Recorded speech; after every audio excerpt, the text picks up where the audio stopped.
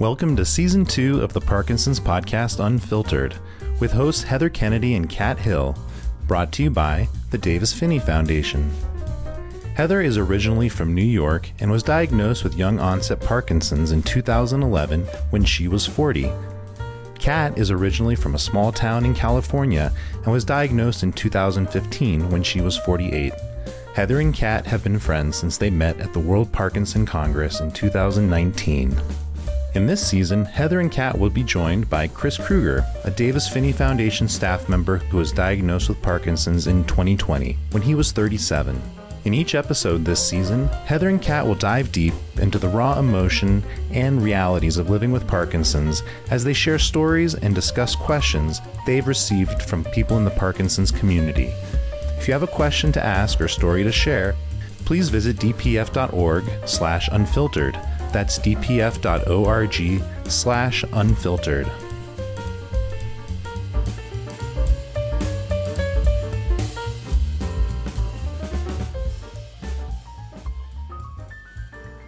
Hello, Heather. Is it still morning where you are? I know it's morning because I had used some inventive calisthenics to get out of my bed, and it took quite a while.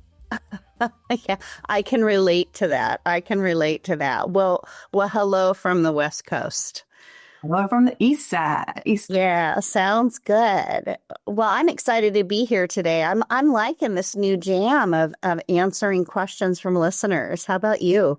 You know, the questions are creating more questions, which is really interesting because a lot of people that I've run into don't seem to be terribly curious about Parkinson's because it does not feel urgent. But lately, I've been getting peppered with questions. And there were a lot of curious people at the last airport I was in, too. Sounds good. The airport is always a good place to solicit some questions, right? Oh, boy. We're talking not just curiosity, but perhaps a little bit of a hostility. Well, let's take the question from our reader. Now you've got me very intrigued, Heather. Okay, so I think that's my cue, right? There I go with my questions. Hang on, it's that good-looking Chris guy. Yeah, here he is. Chris Kruger. Okay, so I have the question here about creativity, and I'm ready to go with it. If you guys are all set, here we go. You ready? Here comes your question from Art Flunky. Art Flunky. Love it. It was me. I was Art Flunky in high school, too. Yeah, I can relate to that, Chris, big time. All right, here we go. So the letter came in like this. Dear Kat and Heather, I've been looking for something to help manage the pain that is Parkinson's. My main complaints are bradykinesia, freezing, and stiffness. And you've mentioned using art or creativity as a tool. I have young onset Parkinson's, diagnosed about 2 years ago, and I can barely hold a pen. It's been said before that I have zero talent for drawing, painting, sculpture, or clay. But nevertheless, I remain interested in anything that might help me with the pain of Parkinson's. I stopped working a while back, and I really need something other than YMCA fitness classes to help me. What advice do you have for someone who isn't creatively inclined? Sincerely, Art Flunky. Art. People say things like, I can't paint, or I can't draw, or I can't sing. And my next question will be, when is the last time you tried or expressed yourself that way?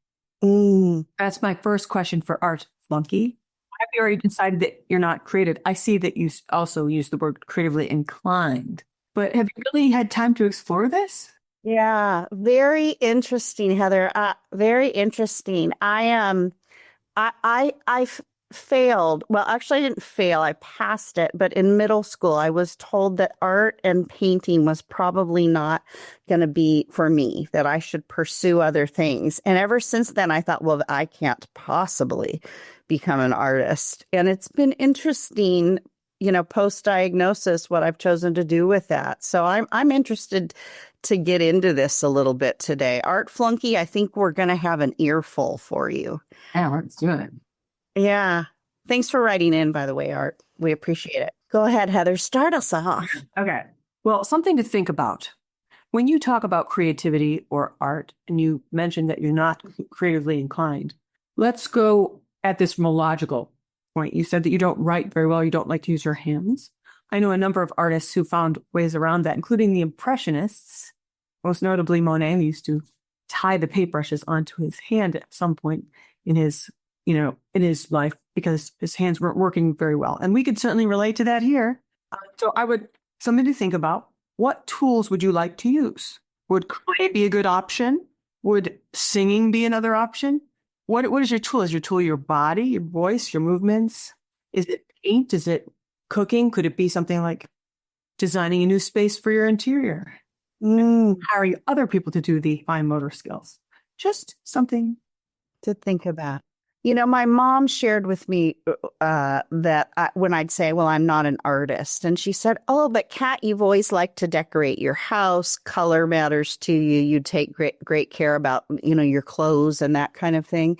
And I know for me, after being diagnosed and leaving work, I felt very, very lost. And I thought, I'm already feeling like the rug's been pulled out from under me. And I decided to take a watercolor painting class primarily because a friend was going and I really enjoyed her company. And I wanted to get my brain out of thinking about Parkinson's disease. I was tired of sitting at home ruminating about having Parkinson's and really having the first significant time off of work since I had started working, 20, how old was I? 40 years previously. Did your brain go right to what you're losing rather than what could be? It did. And I needed some distraction. And part of what I realized is that I wasn't able to do it by myself. And so art, one of the things I might encourage you to think about is buddying up with somebody who you think is creative, or possibly even enrolling in a community class, something at the Y, or maybe something at the library. Sometimes they'll have an introduction to this or that kind of class that is accessible and affordable. My art teacher, another thing I thought I could never do is write.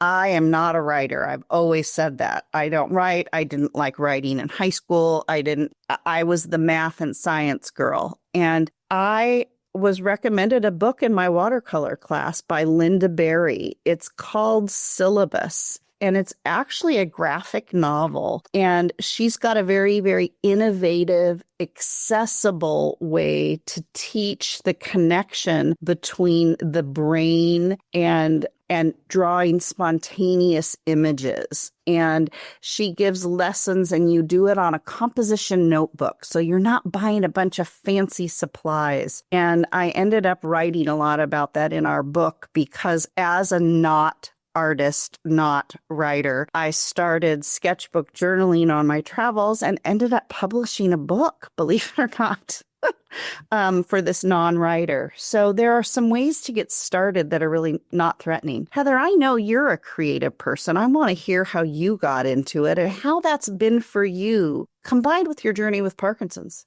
Well, I've always been a person who uses her hands for art and sees colors and textures and shapes and music, and likes to combine vision with sound and do movie type things, all sorts of art, because I needed a place to put and express all the feelings I was feeling, all the things. I didn't have any outlet for that. And I was a scrawny little kid who used to get beat up a lot. So I'm pretty tough now because I learned how to fight in case I need to, but I don't want to fight. I want to paint.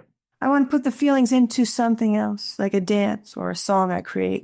So it came very naturally. It wasn't like I had to do The Artist's Way every morning, which is a great book, by the way, by Julia Cameron. Indeed. Yeah. I mean, to just add on. But creativity is also solving problems. We have a lovely person in the Davis Phinney community, Jan Grimes. She's great. She has all these cool little hacks for Parkinson, incredibly creative things. I bought some of her things, and there's this really long towel because I couldn't bend over or get low enough. And so the towel reaches the counter. It's just something you put around your neck. It's hard to describe, but anyway. It's creative. She really put thought and power into, instead of thinking about my problem, let me think about ways that I can take on these challenges in a different way. You're good at that too. Like when someone has a problem and they come to you, Kat is really good at brainstorming possible solutions, which again, this is a creative process of how our minds work. So I suggest to Art Flunky, that, there are many kinds of creativity. And that you can just explore. It could be as simple as watching paint go onto a surface and just staying in that one moment, finding ways to move your body so it doesn't hurt while you're spreading the paint out. For me, part of my therapy became with watercolor.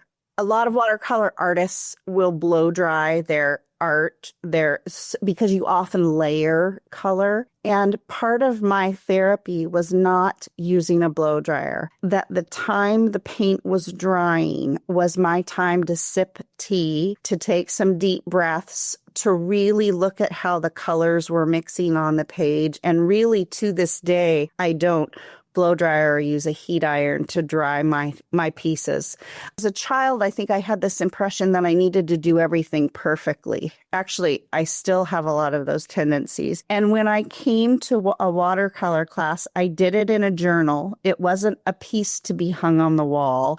It was purely for the process of mixing the paint, watching it dry on the page, and the process became almost what's the word? An escape. It was getting out of my own brain and Parkinson's and into what was going on with the watercolor. And it became about process and not product.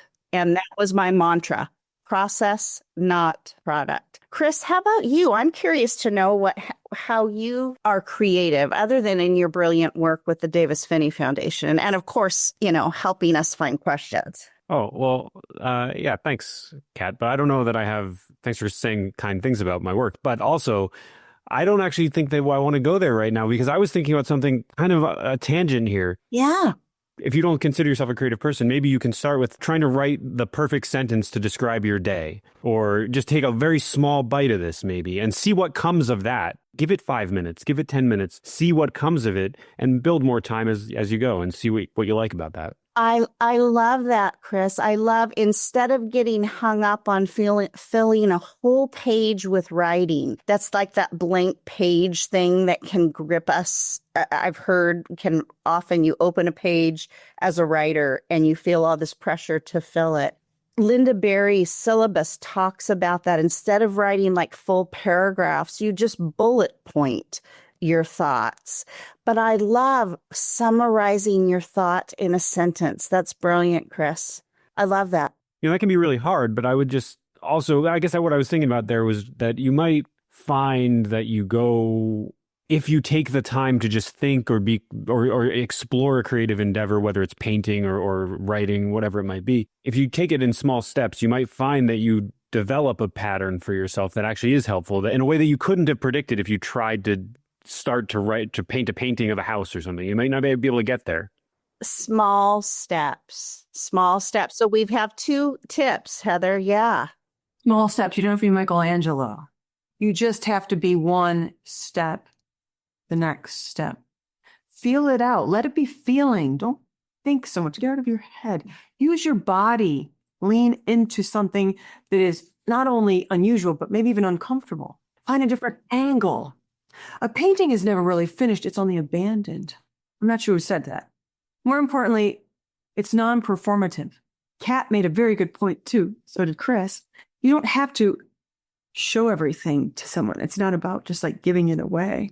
You could be the peacock spreading her wings and dancing in your garden for the sheer delight of the dance.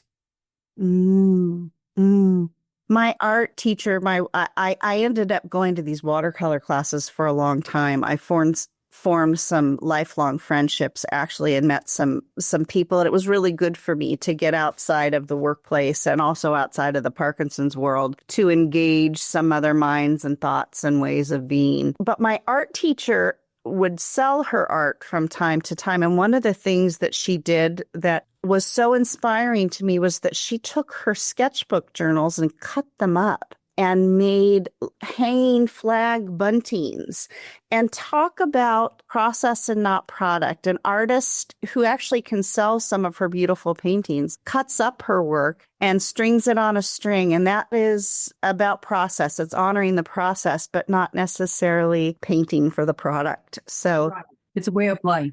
It's a way of life. And something else I brought into this. So I bought Linda Berry's book. Actually, I borrowed Linda Berry's book from the library. It's widely available, and followed her tips, and I added an element to that, and that's when I really started practicing gratitude. And like Chris said, instead of worrying about tackling a big project, I started writing down 3 things a day in that journal, just bullet points, boom, boom, boom, things I was grateful for. And it has started now a 10-year practice of gratitude for me that I didn't expect to grow into some big practice. So both watercolor, mixing paint and watching it dry, sipping tea, and writing down things I'm grateful for have all really helped me to keep my brain out of the Parkinson's drain, if you will. Ooh, that poetry is not my gig, though. I was actually just thinking about poetry because, well, first of all, I was thinking about our friend Wayne Gilbert, who is a delight, and I love to hear him share his poetry. But I was thinking about poetry for another reason too. I was thinking that poetry, I've heard people describe it as that a poem is something that shows you something you know very well, but in a new light entirely, and that's what a poem is. It's something showing you something in a new light. And Parkinson's kind of is that, or has been that for me anyway, that I see so many things in a new light because of Parkinson's. Like getting out of bed is different because of Parkinson's, and that's a simple thing, but also, or that's not a simple thing, but it's a rather simple observation anyway, that Parkinson's makes it hard to get out of bed. We many of us have that experience, but I guess what I'm getting at is that it gives me an opportunity to think about my own life creatively too, because I have to problem solve all the time. Right. We can't plan too much because Parkinson's will say, not today. A lot of times people that I've made plans with get upset with me. And I feel almost like saying, although this would sound a little defensive, hey, I'm getting beat up by the same disease that you're irritated with. And Kat matches the art of the pivot, which is so true. Thank you, Kat. The pivot really works well. I have found recently in reference to pain, because I think our friend Art that wrote in is experiencing pain. And I think pain can be its own mental rabbit hole. Some of the pain these days is keeping me lying down a lot. And I have the ability in my house to lie down on a sofa that's near a window. And I've noticed that lying down and looking out the window and looking up is a very different perspective than looking out. And I'm trying to spend some time noticing how different the trees look and how different the pots on my porch look from laying down and how different the railing is. And that may sound really trivial, but it is a way to take my mind from the pain in my back, shoulders, neck, and head area to something outside of that area. And pain is real, and I don't want to minimize pain for people. At the same time, it is something that our mind experiences. And if we train our mind to accept pain and also make space for other things, I don't like the term forget the pain, but redirect our energy to perhaps thinking of a poem, to perhaps writing something, to perhaps expressing something with our hands. For me, it would be my feet kicking in the air because they move more freely than my upper body, or concocting a funny rhyme that goes with what my shoulders and neck are doing. It gets me out of that moment. So Art, I hope some of this is making sense. So we've come up with quite a few things. Heather, what do you do when you're having pain or when you're having a bad freezing moment? Because I know you've been struggling with those. Yeah. If it's in public, I don't have an answer for you because I was recently on a trip and people really were irritated that I couldn't get out of their way. They were actually yelling and there was a lot of misunderstanding. But most people are sort of afraid of that space where they're not feeling great on the inside. We compare our insides to everybody's outsides. And many people are also terrified of that blank canvas, as you said, or the blank page, right? Instead of being terrified, how about, wow, look at all this white space. I get to arrange it. I get to do this. If it's two-dimensional art, we can look at the life, as you just said, as the blank canvas. Chris just said, we never know what's going to happen next, right? We have to stay in the moment. What's better than that big blank canvas? And what do the monks who make the sand paintings do as soon as they're done placing every grain of sand meticulously? They blow it away to the white space once again and start all over. So it's about the process. Let's stay right there for art. I've always thought that about people who do meticulous decorations on cupcakes and cookies. I have never understood that. Actually, but it makes sense. It's the act of creating. I just had like a little brainstorm, believe it or not, early in the day on the West Coast, that perhaps the promise of possibility and what the next grain of sand might do, that's something, that's real surrender, right? It's creation and then letting that sand go be something totally different. Very interesting. Yes, that shift in perspective is really important. Indeed. And what a lesson in permanence or lack thereof, both the cookie and the amazing monk art in the sand. Yeah, yeah. And a lot of people don't feel that art is as lucrative as some other things, but that's not what we're talking about here. We're talking about using it as a management for Parkinson's and for mental health stuff and things that gets like blocked up.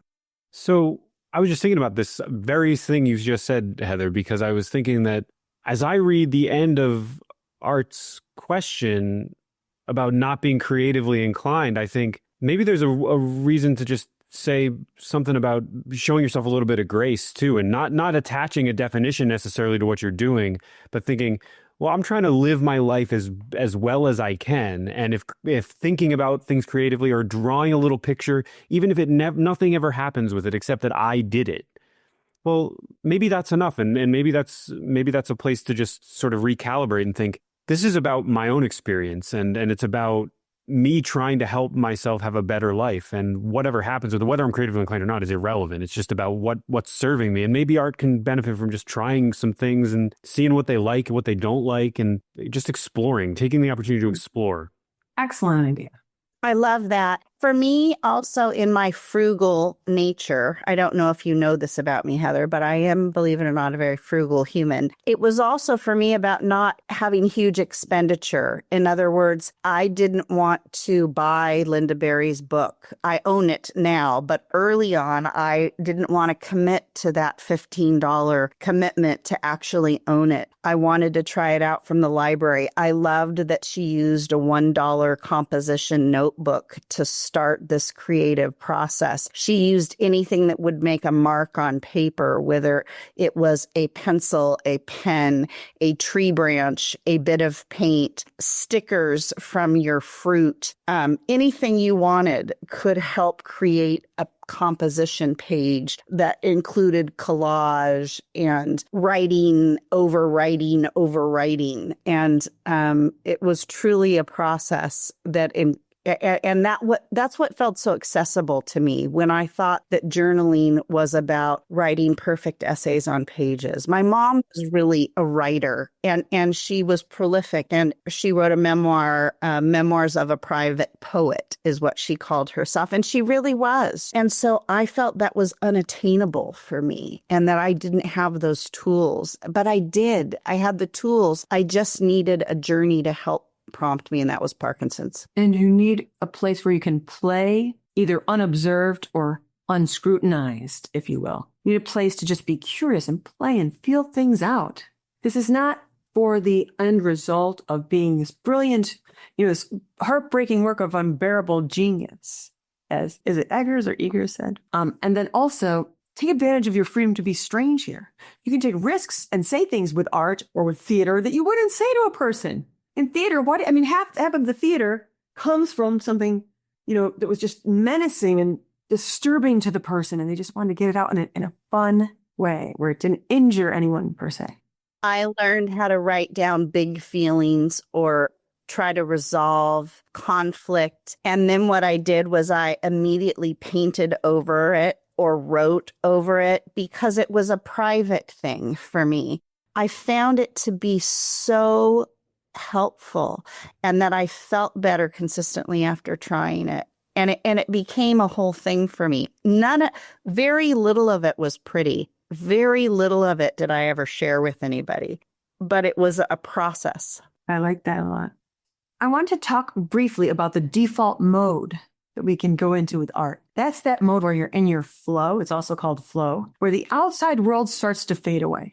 Have you ever watched a movie and there are two characters and they're sort of very attracted to one another? And as they come into the frame, The rest blurs a bit and gets quieter. There's a reason for that. There's something called default mode, where you get so focused on what you're working on right there, whether you have ADD or not. Hello.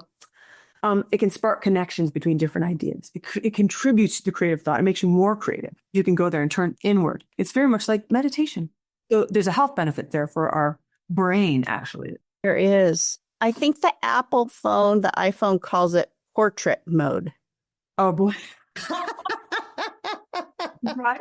I don't know if my iPhone makes me more creative, but it does really bring up that visual, that narrating. Do you know, okay, this is a total random aside, but when women are in labor, their peripheral vision shrinks, their pupils dilate. The focus that it takes to deliver a human being out of your body takes really intense focus. And that has always fascinated me. That's often why mammals will seek a dark, quiet space, also to keep their offspring safe should you be giving birth in the Arctic or where prey may be looking for you. But it does bring in the world very closely so that the work can be done. So I rather like that. The iPhone and primate birth, we have somehow circled into our conversation. But that's kind of the whole message I would want to convey to our buddy Art, which is that just let go a little bit and see where you go. You know, see what happens, because you'll be surprised. And I think some of the surprises will be challenging, but many of them will be delightful. And even some of the challenging ones will be delightful. Indeed. Art, if you give any of this a try, drop us a note. We'd love to circle back and hear how your creative process may be going. I mean, that sounds random, but now I'm very intrigued. I'm also very inspired today. I think I may do a sketchbook page when we get off of this pod recording. What a good way to express your authenticity, your individuality, and your thoughts and feelings, Kat. What a healthy and inexpensive way, too. My therapist is a little more expensive than some of the paper and pencils that I use to sketch. I can tell you that much. Amen. Amen. Well, but those are all our tools, right? Right. Therapy, pens, paper, friendship, community. And a hallmark of creative thinking is divergent thinking. So as we try to end the show, every time I go out, I get more imaginative and explore out and have to bring it back in a bit. Mm-hmm. Because being a creative person, I don't analyze the information up front. I don't think, can this be done? I think, wouldn't that be neat if? And you can stay there because you have nothing to lose with this. You can take those risks and be dangerous with your art. Whatever it is, maybe it's improv. Would love that. That is not something I aspire to, though, Heather. You'd be great at it. I bet you've done it. Have you done improv? Doing it right now. You are? Oh, that's true. Real. And guess what else? Hmm. I hope that you have that flow feeling today and every day, and get into that network of your brain where there's all these creative thoughts swirling and galloping around. Have fun. Play. Beautiful. Be free. Later, Gators. Thank you for listening to this episode of the Parkinson's podcast Unfiltered. Remember, if you'd like to send a question to Heather and Kat, you can do so by visiting dpf.org/unfiltered. That's dpf.org/unfiltered. This content includes information, insights, and opinions from our Parkinson's community. The views expressed are those of individual participants and do not constitute medical advice. This content is not intended to substitute for the guidance, advice, or recommendations of your personal healthcare providers.